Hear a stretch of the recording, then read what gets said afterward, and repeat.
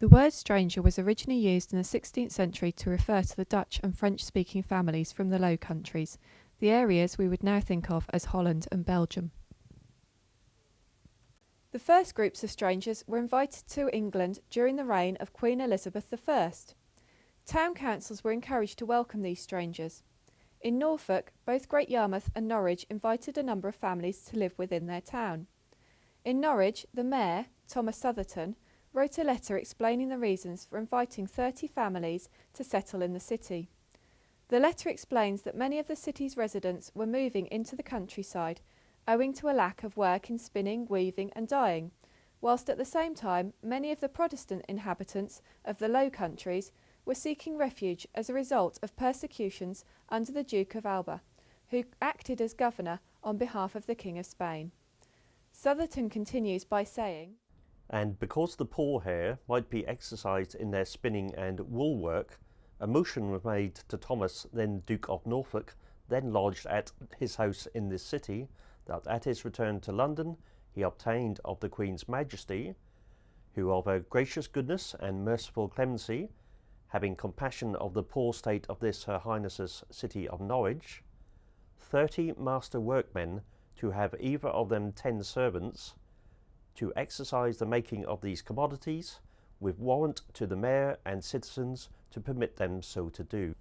This invitation to improve the fortunes of the local people by strengthening the weaving industry was repeated by Queen Elizabeth I, who issued a public letter on the 5th of November 1565, naming some of the strangers and allowing them to bring up to 10 family members with them. After an escalation of the persecution in 1567, many more refugees followed. In October 1571, a census was taken in each ward and shows 3,925 Dutch and Walloon immigrants living in Norwich, 355 of whom had arrived in the last 6 months. The 1568 census lists the individuals who arrived in Norwich. They included Anthony de Solemne, the first man in Norwich to print books, who arrived with his wife and 2 children from Brabant, and Maria, the widow of John Fabier, and her 7 sons. The journey to Norwich took one of 2 routes, either arriving at Great Yarmouth and getting the boat upriver to Norwich, or via Sandwich in Kent and then making the way overland. One letter from Andreas and Anna van der Haeg states, "We pray you, when you get to Newport, take the vessel that comes to Great Yarmouth, for otherwise you would have a day's more voyage. For when people come to Sandwich, it costs double, for they must then go on to Norwich. I have a gold coin. I would like to send it in the letter, but when you come to Norwich, I will give it to you, for then you may have nothing in your pocket. When you come to Norwich, you shall have gold."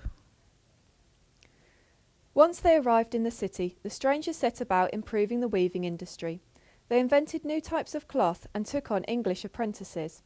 They also created their own book of orders. Written in both English and Flemish, this book was a list of rules about the manufacturing of cloth in order to produce a really good quality material. However, the strangers didn't just bring weaving to the city. They also brought many items, types of architecture and words that we take for granted today. Dutch gables and crow-step gables can be attributed to the strangers, along with lucums. These are the large windows on the upper floors of buildings, created in order to get as much light as possible into the room where the weaving looms were in use. In addition, words such as plains, meaning open spaces, are from the Dutch. The Dutch also brought items with them, such as the canary, now a nickname of the local football club, and tulips. Places of worship were also set up for the strangers, the Dutch church on St Andrew Street and the French church on Queen Street. In the year 1600 alone, over 90 children were baptised at the French church.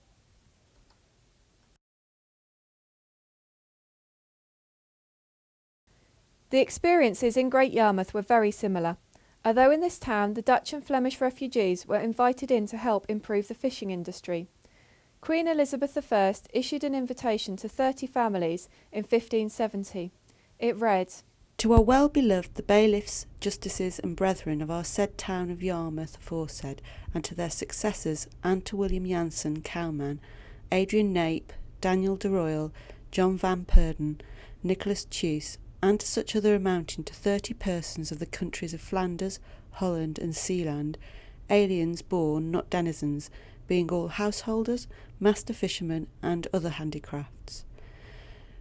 Permit to be inhabiting within the said town of Great Yarmouth, with their servants and families being Dutch or English.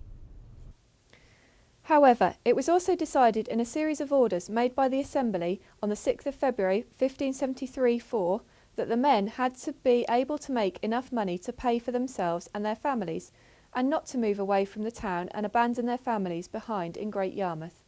They state that neither they or any of the congregation, their children or families, shall be chargeable to the town, and further, whensoever they of their own good wills, or by commandment from the Queen's Majesty's Honourable Council, shall depart unto any other place, that then they shall carry away with them all the men, women and children that be of the said congregation. By setting up this order, the town made sure that the strangers had to look after their own poor. In Great Yarmouth, as in Norwich, the immigrants were also allowed to have their own place of worship. In this case, the court, held at the Guildhall on the 23rd of April 1604, declared that the strangers could use a chapel, which had been set up within a warehouse a couple of years previously. Over the years, the strangers in both localities have blended in with the locals. By 1634, it is known that of a congregation of 678 in the Dutch church in Norwich, 575 were already second-generation immigrants. Their legacy lives on through their documents, words, items and architecture.